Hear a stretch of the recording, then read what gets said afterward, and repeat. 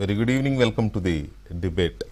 ప్రధాని నరేంద్ర మోదీ ఇవాళ ఆంధ్రప్రదేశ్ పర్యటనకు వచ్చారు. ఈ పర్యటన సందర్భంగా ఆంధ్రప్రదేశ్లో చాలా విలువైన ప్రాజెక్టుల్ని ఆయన కొన్నిటికి ప్రారంభోత్సవాలు, కొన్నిటికి శంకుస్థాపన చేశారు. ఇవన్నీ ఒక రకంగా చెప్పాలంటే రాష్ట్ర విభజన జరిగిన తర్వాత ఇదే అత్యంత విలువైన పర్యటన అనుకోవచ్చేమో ఆంధ్రప్రదేశ్కు సంబంధించినంతవరకు ప్రధానమంత్రి పర్యటనలో.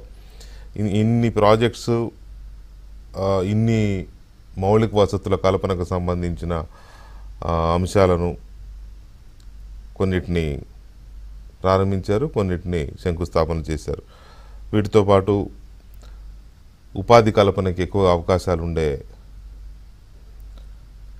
ఫార్మా సంబంధిత పరిశ్రమల్ని కూడా ఆంధ్రప్రదేశ్కి కేటాయిస్తూ కేంద్రం మంచి నిర్ణయాలు తీసుకుంది.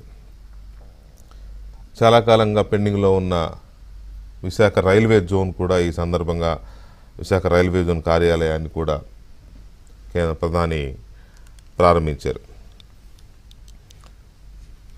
అన్నిటికీ ఒకసారి మనం చూస్తే ఎన్టీపీసీ గ్రీన్ హైడ్రోజన్ హబ్ 1,85,000 కోట్ల రూపాయల ఇన్వెస్ట్మెంట్తో ఈ హబ్ని ఏర్పాటు చేస్తున్నారు. దాదాపు 57,000 మందికి ప్రత్యక్షంగా దీంట్లో ఉద్యోగ కల్పన జరుగుతుందనేది ప్రభుత్వం చెప్తున్నమాట.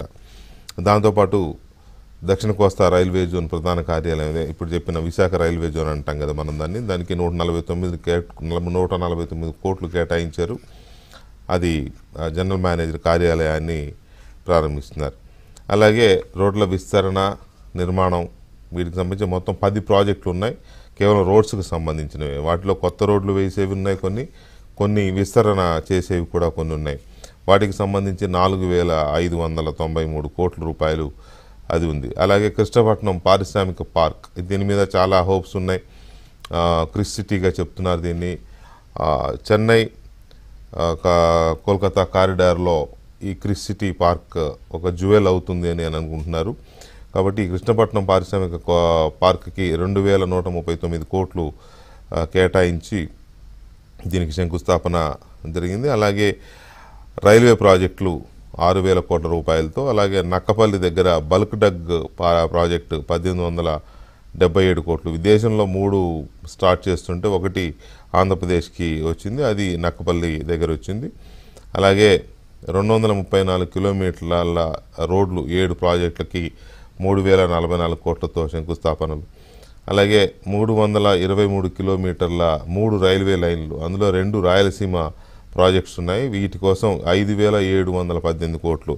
ఓవరాల్గా 2,08,000 కోట్ల రూపాయలతో ఈ ప్రాజెక్ట్స్ అన్నిటినీ ప్రధానమంత్రి వాళ్ళ ప్రారంభించారు, కొన్నిటికి శంకుస్థాపన చేశారు. అయితే వీటితో ఆంధ్రప్రదేశ్కి ఒక మంచి గ్రోత్ ఇంజన్ అవ్వడానికి ఒక అవకాశం వచ్చిందనేది అందరూ నమ్ముతున్నారు.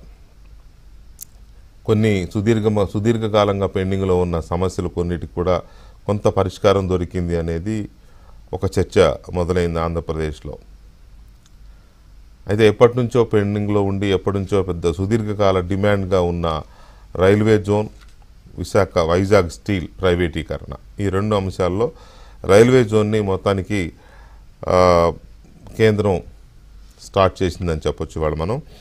కానీ స్టీల్ ప్లాంట్కి సంబంధించి దాని ప్రైవేటీకరణను ఏం చేయబోతున్నారు, ఆపేస్తున్నారా లేదా అనేది దాదాపు ఎప్పటి నుంచో కార్మికులు అక్కడ ఉద్యమం చేస్తున్నారు, దాని ప్రైవేటీకరణ చేయొద్దు అని. కానీ దానికి సంబంధించి ప్రధాని ఏమైనా చెబుతారేమోనని వెయిట్ చేశారు. కానీ ప్రధాని ఎక్కడా కూడా ఆ టాపిక్ని టచ్ చేయలేదు. రాష్ట్రానికి ఇంకా చాలా చేస్తాము, రాష్ట్రానికి చాలా ప్రయారిటీ ఇస్తాము, దేశంలోనే వివిధ రంగాల్లో కొన్ని రంగాల్లో ఆంధ్రప్రదేశ్ అగ్రగామిగా చేస్తామని మంచి ఇదే ఇవాళ చేసినవి కానీ చేస్తామని చెప్తున్నాయి. కానీ గొప్ప అంశాలే, నో డౌట్ అందులో. కానీ ఎక్కడికైతే వచ్చారో అక్కడ కేంద్రీకృతమై ఉన్న ఆంధ్రుల హక్కు, విశాఖ ఉక్కు అనే అంత త్యాగాలతో వచ్చిన ఉక్కు, వైజాగ్ స్టీల్కి సంబంధించి ప్రధానమంత్రి ఏం మాట్లాడకపోవడం అనేది కొంత విశాఖపట్నం వాసుల్లో కానీ ఆంధ్రప్రదేశ్ వాసుల్లో కానీ, ప్రత్యేకించి ఆ కార్మికులకు సంబంధించి కానీ కొంత నెగిటివ్ ఇదే ఉంది. దాన్ని మరి ఎలాగ అడ్రస్ చేస్తారు ఏంటి, ఎందుకు ప్రధానమంత్రి దాన్ని దృష్టి పెట్టలేదు అనేది మనం చర్చలో చూద్దాం. ఈ చర్చలో మనతో తెలుగుదేశం పార్టీ జాతీయ అధికార ప్రతినిధి